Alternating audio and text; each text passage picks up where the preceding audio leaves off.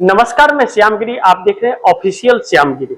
Official Shyamgiri में आप सभी दर्शकों का स्वागत है। इस वक्त देश की राजनीति क्या दिशा, क्या करवट ले रही है, किस लिए सरकार चुनी गई थी और क्या कर रही सरकार है, लोकतंत्र दूर दूर तक नजर नहीं आ रहा है। संविधान को दूर दूर तक माना नहीं जा रहा है।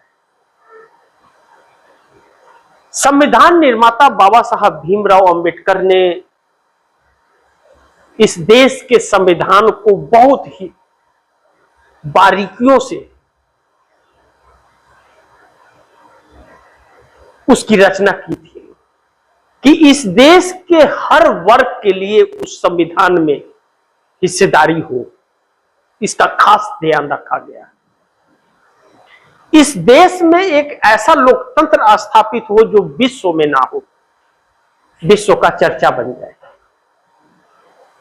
तो प्रथम प्रधानमंत्री पंडित जवाहरलाल नेहरू बने और प्रथम प्रधानमंत्री पंडित जवाहरलाल नेहरू बनने के बाद इस देश के अंदर लोकतंत्र स्थापित किया गया और बाबा साहब भीमराव अंबेडकर के नेतृत्व में संविधान सभा का अध्यक्ष उन्हें बनाया गया और टीम बनाई गई जो संविधान लिखा। उसी संविधान के तहत नरेंद्र मोदी चुन करके प्रधानमंत्री आए हैं।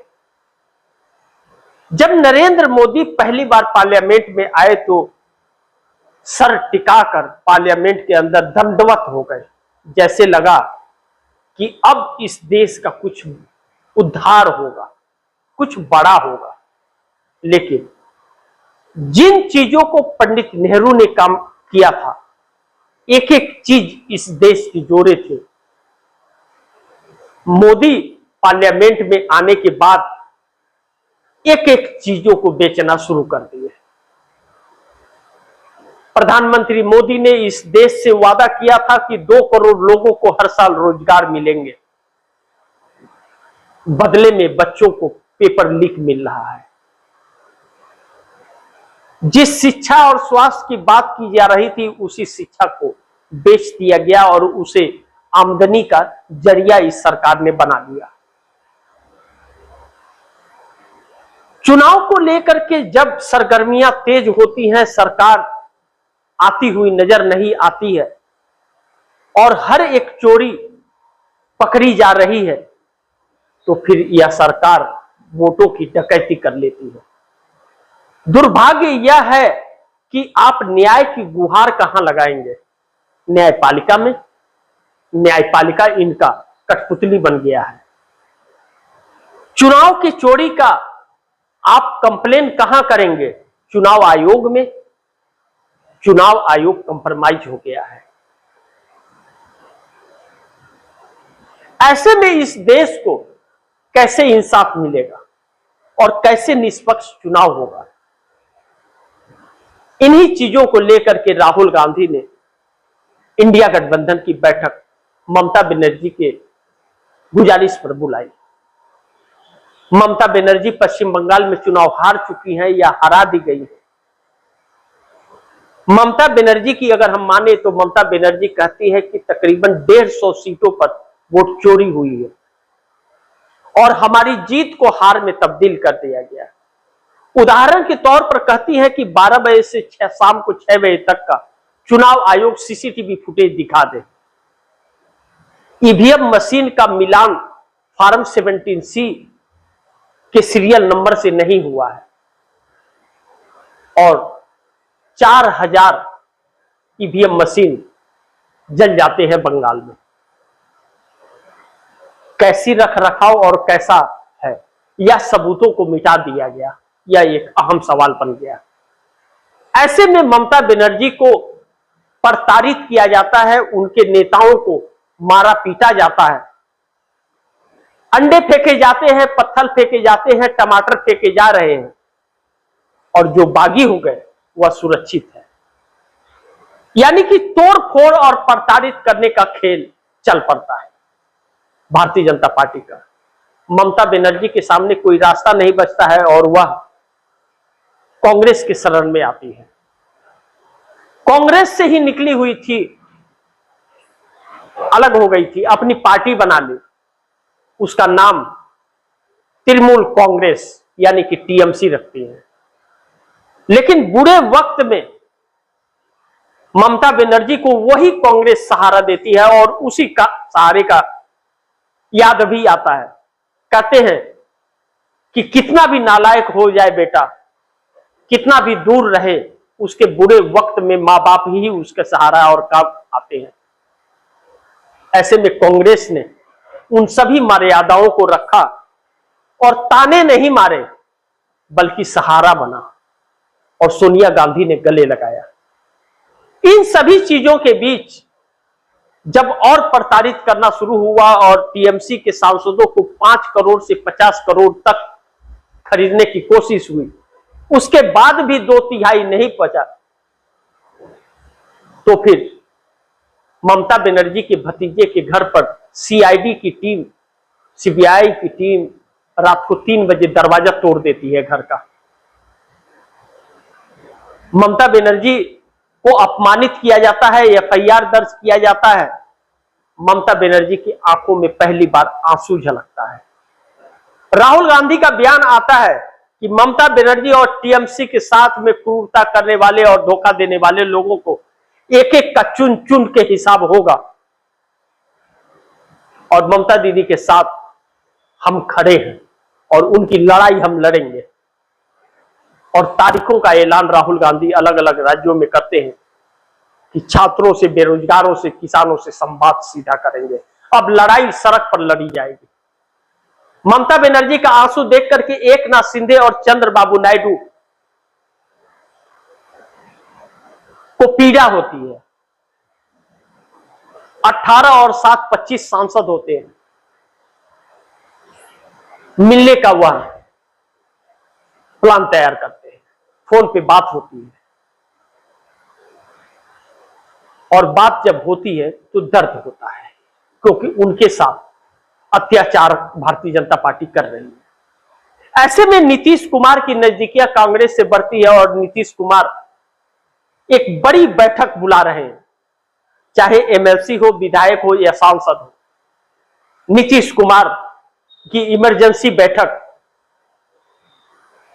और उस बैठक में निर्णय बहुत कुछ होगा, फैसले लिए जाएंगे, कड़े फैसले, क्योंकि सम्राट चौधरी की सरकार भी बिहार में फेल हो गई है और सरकार संभाल नहीं पा रही है।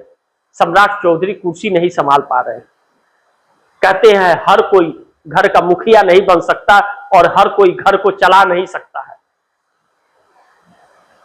और सम्राट चौधरी तो बहुत ज्यादा पढ़े लिखे हैं, मोदी से भी ज्यादा पढ़े लिखे हैं सम्राट चौधरी। फिर तो दिक्कत आएगी। 4.06 लाख करोड़ रुपए का कर्ज है बिहार के ऊपर और 12,000 करोड़ रुपया मुख्यमंत्री बनते ही सम्राट चौधरी ने ले लिया।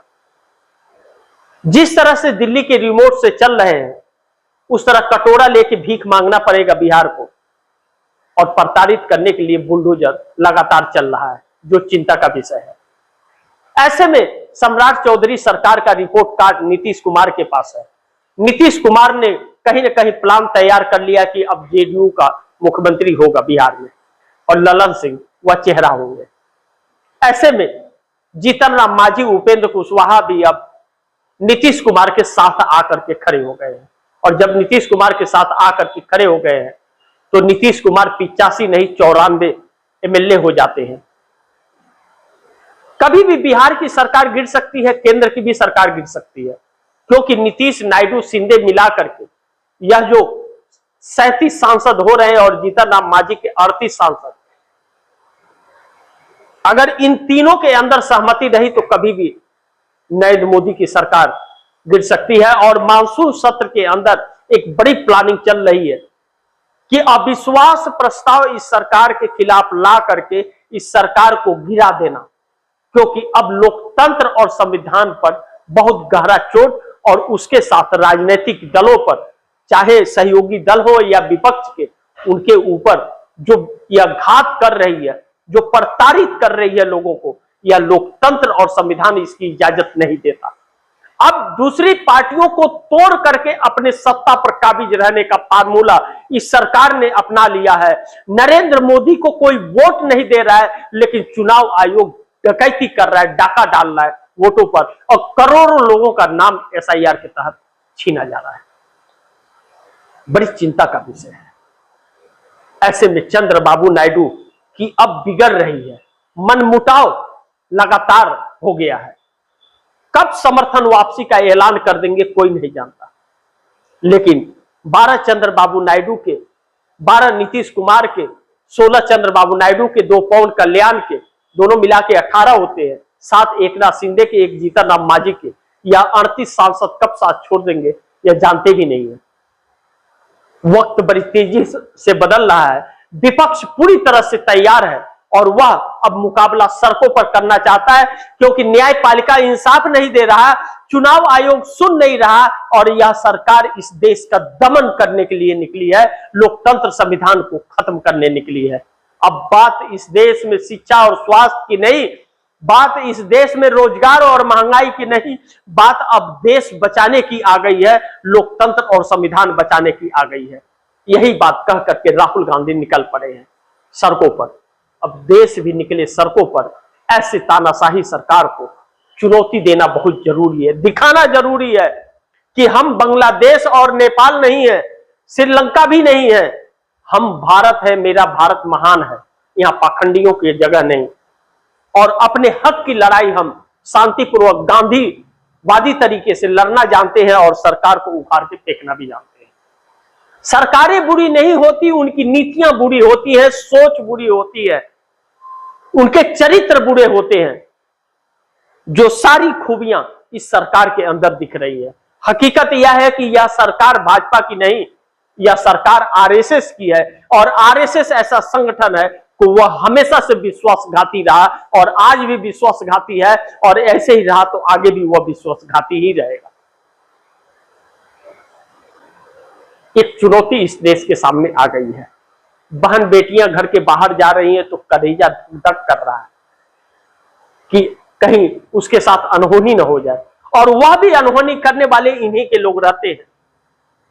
मणिपुर सालों से जल रहा है, कोई पीड़ा नहीं होती हमारे देश की राष्ट्रपति महामहिम को, लेकिन पश्चिम बंगाल के अंदर एक घटना घटती है जिससे पीड़ा होती है। मैं ऐसा बिल्कुल नहीं कहता कि पश्चिम बंगाल का समर्थन कर रहा हूं, उसकी पीड़ा होनी चाहिए हर किसी को, लेकिन क्या मणिपुर की महिलाओं की पीड़ा नहीं होनी चाहिए? क्या वह महिलाएं हमारे देश की नहीं है? क्योंकि वहां भारतीय जनता पार्टी की सरकार है, इसलिए राष्ट्रपति महामहिम को पीड़ा नहीं हुई। बंगाल ममता बनर्जी का राज्य था, इसके लिए वहां पीड़ा हुई। अब भाजपा की सरकार आ गई है चोरी और दमन अहंकारी से, लेकिन अब वहां पीड़ा नहीं होगी, क्योंकि वहां तो आ गई भाजपा की सरकार। ऐसे में नीतीश नायडू कभी भी गिरा देंगे मोदी की सरकार। आगे देखते हैं क्या होता है। जो भी होगा खबरें आप दर्शकों तक लाता रहूंगा। आप दर्शकों की क्या राय है, क्या सुझाव है, कमेंट बॉक्स में जरूर दीजिएगा, और इस खबर को ज्यादा से ज्यादा शेयर कीजिए, अपने दोस्तों को भी कहिए आगे शेयर करें। और आपने ऑफिशियल श्याम गिरी को सब्सक्राइब नहीं किया, सब्सक्राइब कर लीजिए, और इस खबर को ज्यादा से ज्यादा शेयर कीजिए। अपनी राय कमेंट में जरूर दीजिएगा। फिर होगी मुलाकात, तब तक के लिए नमस्कार।